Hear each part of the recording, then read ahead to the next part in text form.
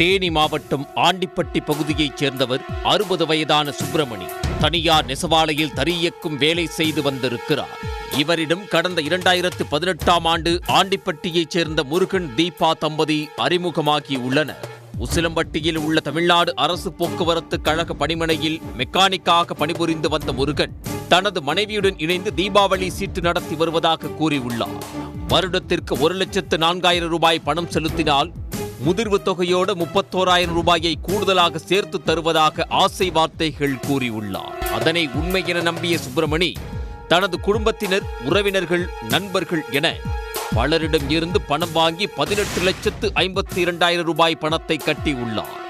ஆனால் பேசியபடி முதிர்வு தேதி முடிவடைந்த பிறகும் பணம் தராமல் முருகன் தீபா தம்பதி காலம் தாழ்த்தி வந்துள்ளனர்.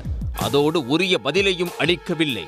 இதனால் ஏமாற்றப்பட்டதை உணர்ந்த சுப்பிரமணி போனஸ் எல்லாம் தேவையில்லை, கட்டிய சீட்டு பணத்தை திருப்பித் தருமாறு கேட்டுள்ளார். 3 மாதத்திற்கு ஒருமுறை 1,00,000 ரூபாய் வரை பணம் கொடுப்பதாக பிரமாண பத்திரம் எழுதி கொடுத்த முருகன் தீபா தம்பதி 3 லட்சம் ரூபாய் பணத்தை மட்டும் திருப்பி கொடுத்துவிட்டு மீத தொகையான 15,52,000 ரூபாய் பணத்தை திருப்பி தராமல் பல ஆண்டுகளாக காலம் தாழ்த்தி வந்துள்ளனர். இதனால் சுப்பிரமணி கடந்த சில மாதங்களுக்கு முன் தேனி மாவட்ட காவல் கண்காணிப்பாளர் அலுவலகத்தில் புகார் அளித்தார்.